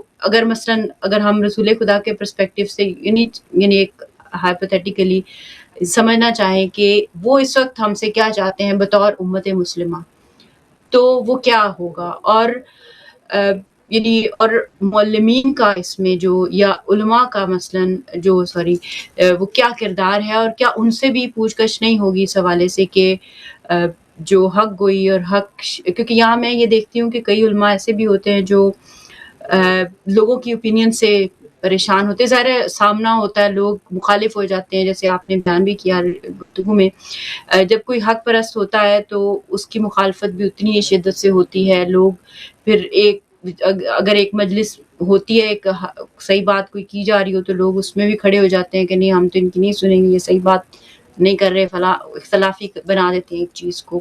تو اس حوالے سے جو ذمہ داریاں ہیں یا ان کا کیسے تعین کیا جائے گا، کیسے ان چیزوں کو دیکھنا چاہیے؟ رسول خدا کی شخصیت جو ہے اس سے عشق کیا مطالبہ کرتا ہے، اور وہ کیا سوال نہیں کریں گے قیامت کے دن ہم سب سے؟ جی، سب سے پہلا آپ کا سوال تھا کہ علماء اور مربی. علماء تو وہ ہے نا جنہوں نے علم حاصل کیا، جن کو صحیح انفارمیشن، صحیح نالج، صحیح معرفت ہے، وہ عالم ہے. اور قرآن نے اس کا ایک معیار بنایا ہے کہ عالم کون ہے. حقیقی عالم وہ ہے جو خاشع ہوتا ہے، جس کے دل میں خوف خدا ہوتا ہے. ہر خاشع یعنی کنسرن، ہر چھوٹی سی چھوٹی چیز پہ وہ چیک کرتا ہے کہ اس سے اللہ راضی ہے یا نہیں راضی ہے، میں کہیں دین کی مخالفت تو نہیں کر رہا ہوں.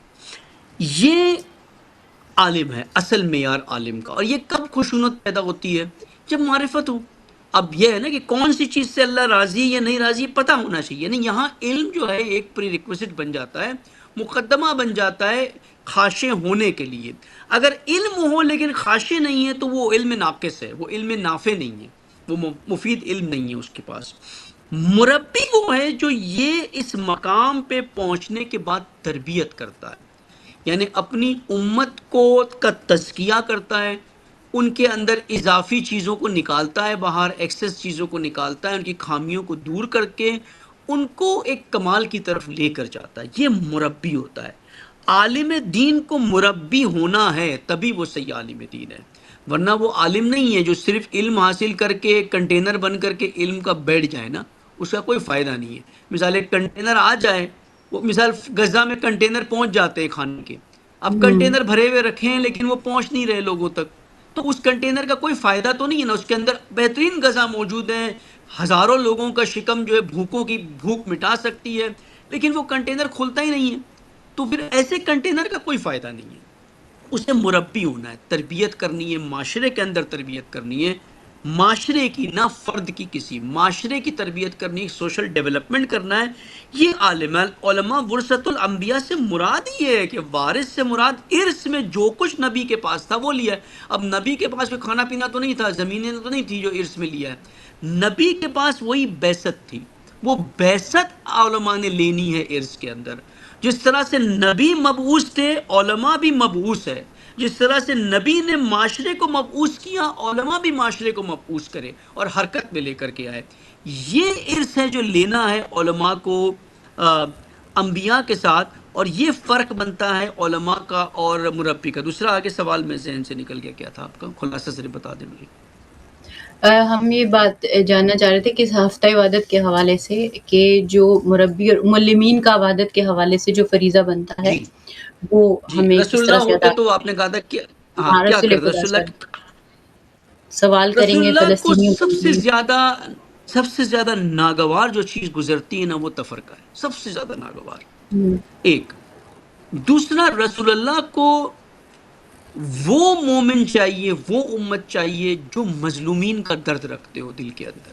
خود حدیث ہے رسول اللہ کی کہ جو صبح اٹھ کر کے امور مسلمہ کا اہتمام نہ کرے، کوئی کوشش نہ کرے امت مسلمہ کے امور کے حوالے سے، لیس بمسلم، اس کو رسول اللہ اسلام کے دائرے سے خارج کر دیتے ہیں. یعنی جو صرف اپنی مستی میں ہوتا ہے، اس کو پڑی نہیں ہے دنیا میں کیا ہو رہا ہے، ایران میں کیا ہو رہا ہے، فلسطین میں کیا ہو رہا ہے، لبنان میں کیا ہو رہا ہے، غزہ میں کیا ہو رہا ہے، اپنے وطن میں کیا ہو رہا ہے، دوسروں کے ساتھ کیا ہو رہا ہے، معاشرے میں کیا خرابی آ رہی ہے، تعلیمی نظام میں کیا خرابی ہے، کلچرل خرابیاں کیا ہے، لوگ جسے نہ امر بالمعروف نہیں عن المنکر، کسی چیز کی فکر نہ ہو، صرف اسے اپنے کسب و کار کی، اپنے پیسے کمانے کی، اپنی زندگی عیاشی کی گزارنے کی ہو، لیس بمسلم. اگر اس ایک فلٹر کو لگائے نا امت مسلمہ کے 2 بلین مسلمانوں کے اوپر، تو شاید فلسطینی، ایرانی، لبنانی یہی بچے گی امت، کوئی نہیں بچے گا. اور سارے کے سارے اس فلٹر سے نکل نہیں سکتے، اس فلٹر سے نہیں جا سکتے. یہ فلٹر رسول اللہ نے لگا دیا نا کہ یہ فلٹر ہے. رسول اللہ کو یہ چاہیے، اس طرح کے مسلمان چاہیے جن کے اندر دوسروں کا درد ہے. وہ ایک روایت ہے نا کہ رسول اللہ صحابیوں کے بیچ میں بیٹھے تھے، تو اکثر ایک مرتبہ بیٹھے تو کسی ایک ایسے بندے کا ذکر کیا انہوں نے کہ وہ کہاں ہے پوچھا، تو لوگوں کو بڑا تعجب ہوا کہ یہ تو کبھی کبھار آتا ہے رسول اللہ کے پاس، اکثر آتا بھی نہیں ہے، اور بڑا عام سا بندہ ہے، نہ کوئی اس کی بڑی بڑی، کوئی پیسے والا بھی نہیں، بڑا فقیر سا ہے، اور نہ کوئی اس کی بڑی کوئی ایسی کوئی باقی، اکثر جو بیٹھتے تھے نا محفل میں آ کے رسول اللہ کے سامنے، تو وہ بعض اوقات اپنا سٹیٹس دکھانے کے لیے بھی سوالات کرتے ہیں، سوال پوچھتے ہیں، یا رسول اللہ، قال رسول اللہ، یہ وہ کرتے رہتے ہیں نا. تو یہ بالکل خاموش سا بندہ، کبھی آتا ہے کبھی نہیں آتا ہے. رسول اللہ اکثر اس کے بارے میں پوچھتے تھے جب بھی یہ نظر نہیں آتا تھا کہ یہ کہاں ہے، وہ کہاں گیا. تو ان کو تشویش ہوئی کہ پتا تو کریں کہ یہ کیا ہے بندہ، نہیں کیا کرتا ہے. اس کے پاس وہ گئے، ڈھونڈا اس کو، تو کہیں بیٹھا ہوا تھا. وہ اس کو پوچھا کہ رسول اللہ آپ کو بڑا یاد کرتے ہیں، آخر آپ کے کیا ریلیشن ہے رسول اللہ کا، کیسے تھا، کوئی پرائیویٹ تعلقات ہے، آپ گھر پہ جا کر کے ملتے ہو، کوئی دوستی ہے، کیا ہے آپ کی نا. تو وہ خود بھی سوچنے لگا کہ میں تو عام سا بندہ ہوں، اپنی واجبات ادا کرتا ہوں، حرام سے بچتا ہوں. بعض میں ہے کہ کہا بھی کہ پتہ بھی شاید کبھی کبھار میری نماز بھی شاید صبح کی قضا ہو جاتی ہے، وہ بھی نہ میں تہجد کا پابند ہوں کوئی اس طرح سے، نہ مستحبات کا اتنا پابند ہوں. تو کب مجھے بھی نہیں سمجھ میں آ رہا ہے کہ کیوں رسول اللہ میرے بارے میں سوچتے ہیں. میرے بارے میں سوچنا خود ایک رسول کا کسی کے بارے میں بہت بڑی بات ہے، کہ وہ کہاں ہے، مس کرنا کسی کو اپنی محفل میں سے. تو پھر اس کو کہا زور دو نا، تم کچھ تو کرتے ہوگے نا. اس نے کہا ایک میرے اندر صفات ہے کہ جب بھی میں کسی درد مند کو دیکھتا ہوں تو مجھ سے برداشت نہیں ہوتا، میرے پاس کچھ نہیں ہے دینے کے لیے، میں کم از کم اس کے ساتھ جا کر کے بیٹھ کر کے اس سے ہمدردی کرتا ہوں، اس سے پوچھتا ہوں کیا کر سکتے ہیں، کیا ہوا ہے، کہ بس یہ میں کرتا ہوں.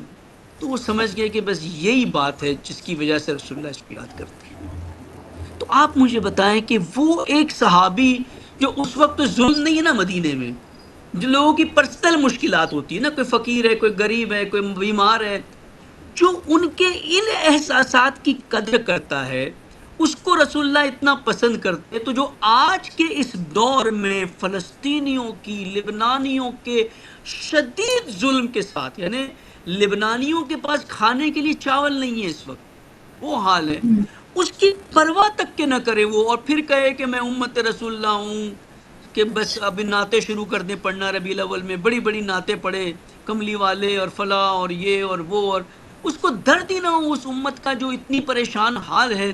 تو آیا رسول اللہ اس کے بارے میں سوچتے؟ رسول اللہ تو اس کے بارے میں سوچتے جس کے دل میں درد ہے. یہ چاہیے رسول اللہ کو کردار. اگر آج رسول اللہ معاشرے میں ہوتے تو کیا کرتے مجھے بتائیں. یہ سارے نعت خوان بتائیں، یہ سارے واعظین بتائیں، یہ سارے علماء بتائیں کہ آج اس ربیع الاول کے مہینے میں اگر خدا دوبارہ رسول اللہ کو رجعت کر دے اور بھیج دے یہاں پہ، تو وہ کیا کریں گے مجھے بتا دے. صرف یہاں وہ اپنی نعتوں کی محفل میں آ کے بیٹھ کے واہ واہ کریں گے کہ واہ میری کیا تعریف کی آپ نے، واہ میری کیا مدح کر رہے ہو آپ، کتنے بڑے بڑے لائٹیں لگائی ہو آپ نے، کتنی مٹھائیاں تقسیم کی ہے، کتنے پوسٹر لگائے ہیں آپ نے، یہ سب کچھ آپ نے کیا خوب ہے، کیا کیا، اس کا نتیجہ کیا نکلا. یہ چاہیے کیا کہاں جائیں گے رسول اللہ؟ فلسطین جائیں گے رسول اللہ، ایران میں اپنے نمائندے کے پاس جائیں گے، اس رہبر کے پاس. رسول اللہ امریکہ اور اسرائیل کی نابودی کا برنامہ بنائیں گے کہ کیسے کرنا ہے، ان کے خلاف قیام کیا کرنا ہے. رسول اللہ منافقین کے خاتمے کے لیے قیام کریں گے، مشرکین کے خلاف جائیں گے، یہ کام کریں گے. طاغوتی نظام کا خاتمہ کر کے نظام اسلامی لانے کا کام کریں گے. اللہم انا نرغب علیک فی دولتا کریمہ فتعز بالاسلام وعلہ وتذل بالنفاق وعلہ. یہ امام زمانہ کی رغبت کی ہم بات کر رہے ہیں کہ مجھے رغبت ہے، کس چیز سے رغبت ہے؟ دولت کریمہ سے. یہ امام زمانہ کی دعا ہے نا کہ یہ دعا کرے مومنین. تو ہمیں رغبت ہے دولت کریمہ سے نہ. رسول اللہ کو تو سب سے پہلا کام دولت کریمہ قائم کی مدینہ ہجرت کرنے کے بعد، اور ہمیں کوئی پرواہ نہیں ہے دولت کیسی ہو، نظام کیسا ہو. تو رسول اللہ جب آئیں گے نا تو پھر آپ سمجھے کہ شکر کریں اس وقت ہم کہ امام زمانہ نہیں آتے. شکر کریں، میں کہتا ہوں اگر آئیں گے نا تو یہ سارا نقاب ہمارے چہرے سے اتر جانے والا ہے، جو ہم نے ایک آرٹیفیشل نقاب اپنے اوپر ڈالا ہوا ہے نا کہ ہم بڑے امتی ہیں، بڑے انقلابی ہیں، بڑے حسینی ہیں، بڑے پیروکار ہیں، بڑے شیعہ ہیں. یہ سارے نقاب اتر جائیں گے ہمارے چہروں سے، سارے کے سارے فیل ہو جائیں گے اس میں. اور ہے نا روایت میں کہ اکثر آ کر کے سب سے پہلا سٹیج جو ہوگا نا امام زمانہ کا، وہ کیا ہے ظہور کے بعد؟ وہ پریکٹیکل فلٹریشن آف علماء ہے. روایت میں ہے نا کہ 70,000 علماء کو قتل کریں گے امام زمانہ، ان کی گردنیں کاٹیں گے. اب یہ ایک مینیفیسٹیشن ہے صرف، یعنی بتایا گیا ہے 70,000 ایک کثرت ہے، یعنی کثرت سے علماء کو اپنی صف سے نکال دیں گے، اپنے پاس سے الگ کر دیں گے. تم ہو ہی نہیں علماء، تم کہاں سے علماء بن کے آ گئے؟ تم نے نہ امت کو بیدار کیا، نہ مبعوث کیا، نہ صحیح دین کی ان کی معرفت دی، سب کچھ چھپا چھپا کر کے جو ہے وہ رکھا ہے، سب کچھ چھپا کر کے رکھا، کتمان حق کیا، مخلوط کیا، ہر کام آپ نے کیا، تحریف کی دین کے اندر، بدعتیں نہ لائی دین کے اندر، بدعتوں سے روکا نہیں صرف اپنے مفاد کے لیے. تم اس سب سے باہر ہو، اور جو پھر مخالفت کرے گا پھر اس کے ساتھ وہی شدت کریں گے امام زمانہ، پھر اس کی گردن بھی کٹے گی، سب کچھ ہوگا وہاں پر. تو یہ اصل کام رسول اللہ نے یہ کرنا تھا آ کر کے. تو رسول اللہ آج ہوتے تو وہی کام کرتے جو اس وقت کیا تھا، اور اس وقت کی امت رسول اللہ نے جو کام کیا ہمیں بھی وہی کام کرنا چاہیے. ہم آج کی امت اگر رسول اللہ ہے تو امت مصطفی ہے تو وہی کام کریں. وہ کام کیا ہے کہ تحریک بیداری، بیداری کی تحریک چلائے، خود بیدار ہو دوسروں کو بیدار کرے، خود حالت قیام میں آئے دوسروں کو حالت قیام میں لائے، خود اپنے اندر، اپنے گھر کے اندر، اپنے معاشرے میں، اپنے مسجد میں جو جو چیزیں آپ کے کنٹرول میں وہاں پہ نظام ولایت کو قائم کرے. ولایت کا نظام ظہور کے بعد نہیں ہے، آج بھی مائکرو لیول کے اوپر آپ ولایت قائم کر سکتے، اپنے گھر سے شروع کریں، گھر میں نظام ولایت کو نافذ کریں، کیونکہ رسول اللہ نے نظام ولایت نافذ کیا آ کر کے مدینے میں. اپنے گھر کے اندر نافذ کریں نظام ولایت کو. گھر میں عورت جو ہے وہ باس بن کے بیٹھی ہوتی ہے، عورت جو ہے وہ وہ ڈیسائیڈ کرے گی بیٹا جوان ہو گیا 25 سال 30 سال کا، شادی نہیں کرنی میں نے اس کی. کون سا نظام قائم کیا ہے اپنے گھر کے اندر؟ کلچر کو اپنے گھر میں لے کر کے آئے ہو، فاسق رشتہ دار گھروں میں آ رہے ہیں، بنا حجاب گیدرنگیں ہو رہی ہیں. یہ گھر کے اندر نظام ولایت کو قائم کرے، پھر باہر نکلے خاندان میں قائم کرے، اپنے مسجدوں کے اندر. آج مجھے بتا دیں آپ انگلینڈ کے اندر کتنی مسجدیں ہیں، کتنے کمیونٹی سینٹرز ہیں جس میں نظام ولایت ہے؟ شاید ایک بھی نہیں ہوگا. وہ ہوگا جو جہاں پہ جو نمائندہ رہبر یا نمائندہ مراجع کے مراکز ہے وہاں تو ان کا نمائندہ ہے، بس وہی ہے. باقی کہاں پر ہے نظام ولایت؟ سارے کے سارے ٹرسٹی جنہوں نے پیسے لگائے ہیں، ڈونر، وہی چلاتے ہیں اداروں کو، اپنی مرضی کے مطابق چلاتے ہیں. جن کے اندر جہل بھرا ہوا ہے وہ چلا رہے ہوتے ہیں ان اداروں کے اندر. تو نتیجہ کیا نکلے گا؟ جب نظام ولایت مسجد میں نہیں ہے، امام بارگاہ میں نہیں ہے، کمیونٹی سینٹر میں نہیں ہے، تو پھر اس قوم کا کیا حال ہوگا؟ کچھ بھی نہیں ہوگا اس قوم کا. وہی جو ہو رہا ہے، نظر آ رہے نتائج آپ کو ہمارے سامنے. تو یہ کام ہمیں کرنا ہے بحیثیت امت کہ یہ نظام ولایت قائم ہو. بنیادی چھوٹی چھوٹی جگہ سے شروع کر دیں آپ اس کو. ہر جگہ یہی سوچیں کہ یہ عہد کریں اس ماہ ربیع الاول میں کہ مجھے ولایت کے نظام کے سائے میں زندگی گزارنی ہے جس حد تک ہو سکتا ہے. ٹھیک ہے حکومت برطانیہ کے نظام ولایت نہیں لا سکتی ہے، نہ آئے، وہ جب ہونا ہوگا ہو جائے گا. گھر میں آ سکتا ہے، تعلیمی سسٹم میں آ سکتا ہے. جو میرے اختیار میں وہ نظام ولایت کے تابع ہونا چاہیے. اگر میں نے اختیاری طور پہ نظام ولایت کو ترک کیا میں بہت بڑا مجرم ہوں. رسول اللہ کی نگاہ میں مجرم ہوں میں اس مہینے میں اگر میں نے یہ کام کیا کہ نظام ولایت کو چھوڑ کے اگر میں نے ایک ووٹ بھی ان طاغوتی نظام میں کسی کو ڈال دیا، میں نظام ولایت سے باہر ہوں. میں نے صد کر دیا، روک دیا ہے نظام ولایت کو آگے آنے سے. ہر جگہ نظام ولایت ہونا چاہیے، چاہے مدرسے ہو، چاہے ادارے ہو، چاہے اسکول ہو، چاہے ہماری ہسپتال ہو، چاہے ہمارا اسکولنگ سسٹم ہو، جو بھی ہم نے بنایا ہے دین کے نام پر اس پہ نظام ولایت ہونا چاہیے. یہ عہد ہونا چاہیے رسول اللہ سے کہ میں اپنی زندگی فَمَن یَکْفُرْ بِالطَّاغُوتِ، ہر جگہ سے میں نے طاغوت کو نکالنا ہے، ہر جگہ سے، اپنے وجود کے اندر سے، باہر سے، ہر جگہ سے. دعائیں نا، دعائیں مکارم الاخلاق کہ رسول اللہ کا کردار مکارم الاخلاق ہے نا. میں اسی سے اینڈ کرتا ہوں کہ اس دعا کا ایک جملہ ہے نا کہ اے خدایا، امام سجاد کہتے ہیں کہ مجھے صرف ان کاموں میں مشغول رکھ جو مجھے تیرے قریب پہنچائے، جو میری مقصد خلقت کے ساتھ ہو. میں کوئی اور کام نہیں زندگی میں کروں جو مقصد سے ہٹ کر کے ہو. اگر اس ایک جملے کو اب امام سجاد کے نام پہ اتنا رویا ہے ہم نے، کوفہ شام کوفہ شام کوفہ شام کوفہ شام. یہ ہے امام سجاد کا قول کہ میں کسی کوفہ شام کرنے کے بعد یوٹیوب پہ بیٹھے ہو، کوفہ شام کرنے کے بعد انسٹاگرام پہ بیٹھے ہو، فیس بک کی ریلز دیکھ رہے ہو، تو کن کاموں میں مشغول ہو آپ؟ کرکٹ میچ دیکھ رہے ہو بیٹھ کر کے، کن میں مشغول ہو آپ؟ یہ وہ کام ہے جس کی امام سجاد وصیت کرتے ہیں کہ میں ان کاموں میں مشغول کر مجھے جو مجھے تجھ سے قریب کرے، جو میری مقصد خلقت کی طرف مجھے لے کر کے جائے. یہ ہم نے لینی ہے تعلیمات ان سے. یہ امام ائمہ کا، رسول اللہ کا یہ ایجنڈا تھا امت کے لیے، جس کے اوپر ہمیں چلنا ہے. انشاءاللہ دیر ہو گئی کافی تو جی. بالکل بالکل اس میں کوئی شک نہیں کہ ہمیں یعنی اگر ہم سارے اپنی کلیکٹیولی یا انفرادی یا جس بھی یعنی آپ دیکھیں کہ اگر ہم تو گھروں میں بھی اپنے اخلاق کو صحیح نہیں کرتے، ہماری تو دشمنیوں کا لیول اصلی دشمن چھوڑ کے اپنے رشتہ دار ہوتے ہیں اور اپنے کلیگز ہوتے ہیں یا جو بھی گلی محلے کے لوگ ہوتے ہیں، لیکن ہم ان چیزوں سے ہی نہیں نکل پا رہے تو ہم نے بڑے لیول پہ کیا ہی سوچنا ہے. اور اس کو آئی ڈونٹ نو کیسے اور کون اصلاح کرے گا. خود جادو تو ہوگا نہیں، کیونکہ اللہ تعالیٰ بھی فرماتا ہے کہ اللہ اس قوم کی حالت نہیں بدلتا جو خود اپنی اصلاح نہ کرے اور اپنے آپ کو نہ بدلے. لیکن بہرحال ہم دعا اور کوشش کرتے ہیں کہ اس مہینے میں اللہ ہمیں توفیق دے کہ ہم رسول خدا کے دل کو خوش کرنے کے لیے کوئی ایک ہی صحیح، کوئی چھوٹا سا ہی صحیح کوشش کر سکیں جس بھی لیول پہ اللہ ہمیں توفیق دے. ایسی میں تہ دل سے ممنون اور مشکور ہوں آپ کی، اگر آپ نے خصوصی وقت نکالا اس اہم موضوع پہ بات کرنے کے لیے. اللہ تعالیٰ آپ کی توفیقات خیر میں اضافہ فرمائے. اور دیکھتے سننے والوں سے بھی اسی پیغام کے ساتھ ہم اب اجازت چاہیں گے کہ رسول خدا کی وحدت ہو یا رسول خدا سے محبت ہو یا اللہ کی ذات سے عشق یا محبت کی بات ہو، ہر محبت انسان کو حرکت کی طرف متوجہ کرتی ہے، اور حرکت کا کام انسان کو کمال کی طرف لے کے جانا ہے، جو کہ جمال خدا صلی اللہ علیہ وسلم، جمال رسول خدا صلی اللہ علیہ وآلہ وسلم کو سمجھنے سے ہی انسان اس تک پہنچ سکتا ہے. کیونکہ اللہ تعالیٰ نے کہا ہے کہ جو مجھ سے محبت کرتا ہے وہ میرے رسول کی اطاعت کرے، اور جو اللہ کے رسول کی اطاعت کرتا ہے وہی اہل بیت کی اطاعت کرتا ہے، قرآن کی اطاعت کرتا ہے، اور پھر اللہ کی اطاعت کی اور بہتری سے کوشش کرتا ہے. تو اللہ تعالیٰ ہم سب کو توفیق دے کہ ہم اس کے محبوب بندے بن سکیں، وہ بندے جس پہ وہ راضی اور خوش ہے.